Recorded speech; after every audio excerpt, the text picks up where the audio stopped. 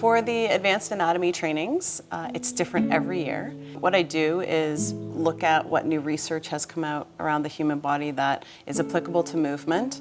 I actually think it's more of a movement course than an anatomy course. There's a baseline expectation of anatomy knowledge, however, no prerequisites for the courses, and they're very experiential. We go well beyond basic muscle and bone physiology and biomechanics and look at what's happening with the fascia, we look at what's happening with the nervous system, and how does that affect teaching this practice? How does it affect when we start to put our hands on people in this practice from an assisting standpoint and also from a sequencing standpoint?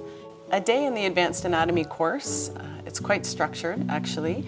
So we start with a morning opening, and then depending on the course focus, we're integrating a little bit of what we learned in the previous day right into the breath work. We go through some light movement and then integrate either into a led active asana class or a self-practice, and that can be any style, so it doesn't matter what style the teacher is teaching, then they come and they can practice that style, or if they'd like to explore something a little bit different, then we can guide them in that direction as well. And then there's a bit of a break, some free time, lunch, chatting, swimming. And then in the afternoons, we have about a 90-minute lecture.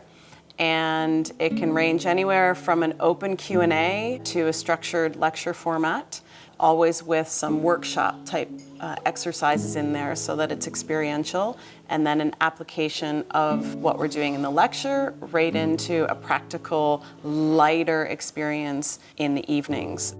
When I start hearing about anatomy, I start thinking of like, where's the gluteus maximus? And you go and you point in a chart and you find the gluteus maximus, and you're supposed to find all these muscles, but her course is nothing like that. It's a chance to actually experience what your body's about, and it'll go deeper into your own body. For someone who's considering taking this course, I would say, you can't learn anatomy from a book. It's not two-dimensional, we're not even three-dimensional, we're well beyond that. And it's something that needs to be experienced. And often, in order to get deeper into that anatomical or movement experience, we need the guidance of someone who's been in it for a while, who understands the science behind what we're doing, but also what's happening within the yoga practice. And so it's interesting in that it's applicable right away. It's challenging because there's always new information being presented, but it's also stress-free because our students take from it what is applicable for them from a teaching or practicing standpoint.